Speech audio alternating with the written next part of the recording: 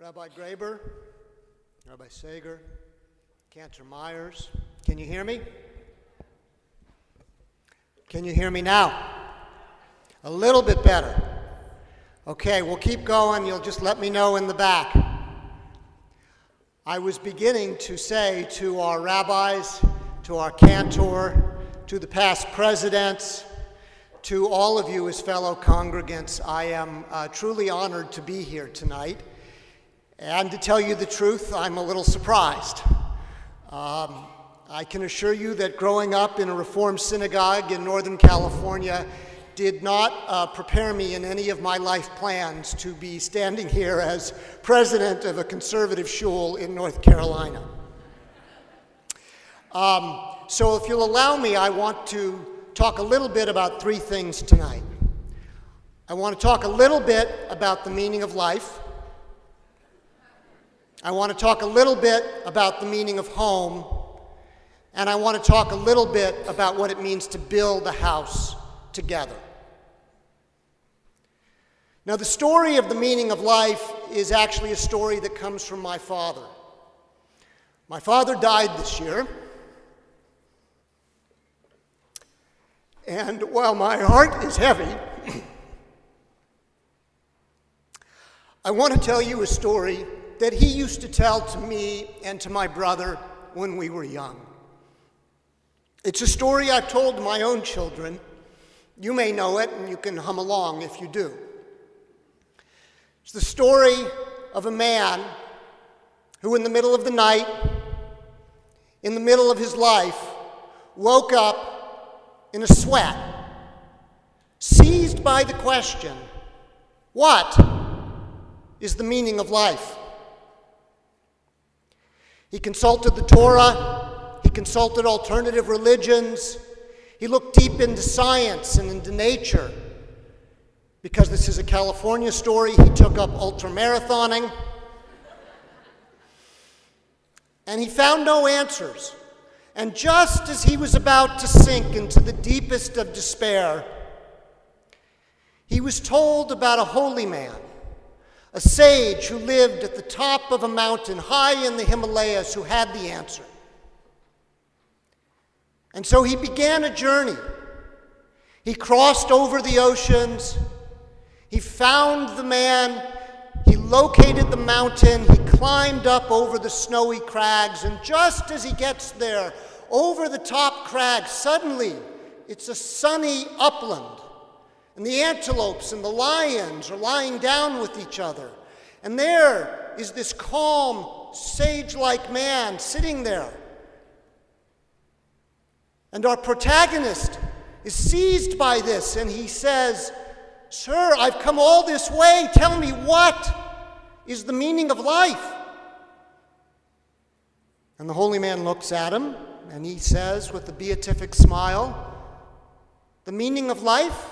The meaning of life, my son, is that life is a fountain." And the man looks at him, and he says, "You got to be kidding. I've given up everything. I've lost everything. I've crossed the ocean. You're the last place I can turn to, and you tell me that the meaning of life is that life is a fountain?" And the holy man looks at him and says, "You mean it isn't a fountain?"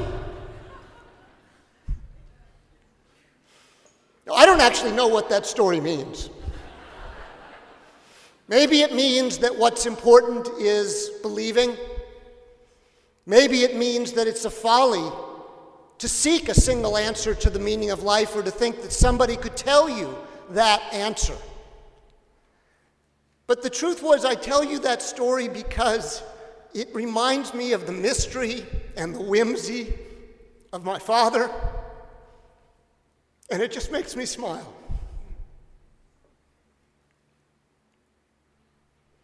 Of course, any journey to find the meaning of life or just to get across town, it's always nice when you have a place to come home.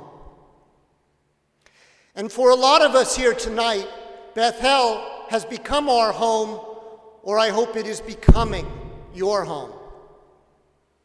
When Trudy and I moved here 20 years ago, she had grown up in Philadelphia in a conservative shul that was not egalitarian.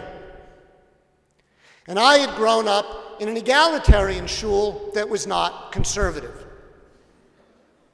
So imagine our delight and astonishment to come to Beth El and to find out that these two things, these two great streams of tradition and modernity could come together. And we'll never forget the first time we came to shul. It was for a bas mitzvah. We didn't know, we just showed up. And we saw what all of you are used to seeing now. A young woman in complete command, thoughtful, diligent, capable, engaged. Then in a conversation with Rabbi Sager, and we thought, what is this place?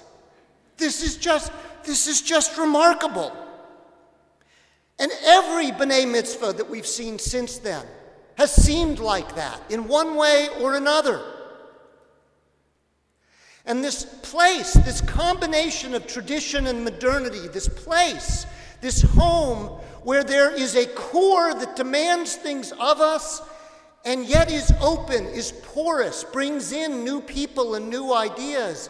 That's a difficult place to live where those two streams converge, but it just felt right to us that that is the tension we want to live in. To borrow from a secular writer of some time ago, it's a vital tension, it's a vital centrism.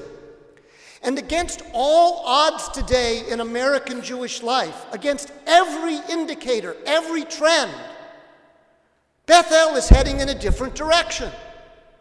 The conservative movement is shrinking. Jewish life is shrinking. And yet we are growing. Now, numbers don't measure everything, but I want you to take a moment and pause and think about that. At a moment when the forces of assimilation or orthodoxy are so powerful that we have a place where people find living in the middle and living in the center to be a powerful and fulfilling place and one that draws us in. And yes, we have a great quality of life here. We have a compelling rabbi. We have lots of things in our favor. But I also like to think that we have something absolutely special here. A place where you can find a home that pushes you and that pulls you. And that's a unique thing in today's world. Still, numbers can fluctuate. The poet said, the center does not hold, cannot hold. So when I joined the board almost 5 years ago, we were faced with the question of, we like it here. It's homey. It's Hamish. But who are we? What kind of a home do we want to build together?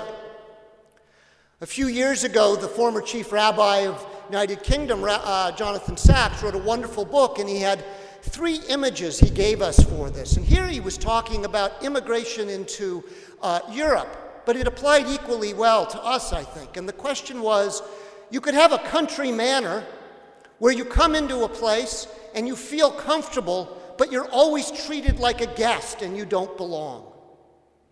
Or you could have a condominium where everything was neat and organized and efficient, but nobody really needed anyone else.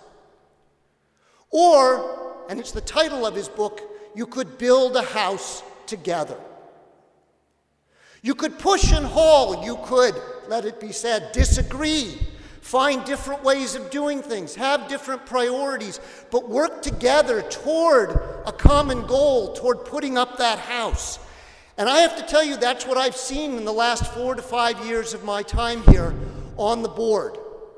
With the lightning speed of a Jewish voluntary organization, we took 2 years to write a strategic plan. And we said the things you know we should say, but we still had to say them and they had to matter. We said that this had to be an even more welcoming and inclusive place, and we needed strategies for doing that. It had to be a place that provided a stronger Jewish foundation for young people and for adults, and it had to be financially stable and sustainable. And what I'm here to report to you tonight is progress on all fronts. Lots of work to do, lots of work in progress, but there are so many people out here who have contributed to all of those goals. We are headed in the right direction. We are not saying, hey, it's a nice place to live, we like the rabbi, everything's fine. There's a lot of work being done here, a lot of work in the trenches. We also recognized that it wasn't just all those other dimensions of our house that we needed to shore up. It was literally this house. This house, this building needed shoring up. It needs attention. And so, like a good Jewish voluntary organization, we spent 2 years doing the background design work, the community engagement, the feasibility studies. What did we want to build? What did we need? What could we afford? How could we do that? Nothing was done quickly, but everything was done well. Everything was done with attention to who we are as a community. And we all like this Hamish, modest building, and we want to keep that, but we want something that doesn't stop us up, that doesn't keep us back from who we are and who we want to become. And this culminated last spring in the board approving a capital campaign, which then in several short months has raised nearly 60% of our $4.1 million goal. This is a remarkable testimony to the people who lead this campaign, to those of you who have supported it, and to this community in general for being so responsive and for being so engaged. And of course, you know what comes next. What comes next is 60% is not 100%. And you can read more in the lobby, you can read online, and if you don't go there, I have a feeling some of our volunteers will come to you. And they want to talk to you about this. Because I'm really proud to be a part of this community where people care so much for each other, a community that honors what its predecessors have done to bring us to this place, and a community that's willing to take ownership, not to sit on its laurels, but to take ownership and responsibility for future generations. So, you know, when you put together a campaign, you always wonder, what's the name of the strategic plan? What are we going to name the campaign? And for a while, it just didn't come. And I want to look at Nathan here and Gary. And then it just appeared. It was obvious. What we're doing here is our story, our time. That's what this campaign is about. It's time for us to take care of our Jewish home, to turn the vitality and the Jewish connection that brings all of us here together. It's time for us to add to that story. So here's what I want to do in closing. Tonight and tomorrow and forever after, as you reflect on your own past, your family's past, your own and your family's future, I want to invite you to reflect as well on our collective past and our collective future. I want you to imagine a few things. I want you to imagine a shul that holds all of us together at one time, that faces towards Jerusalem, that has the Talmud Torah and the preschool and all the staff and everybody together in one building. And I want you to imagine something that you never thought you would imagine. You knew it couldn't be done, but it will be done. I want you to imagine comfortable seating.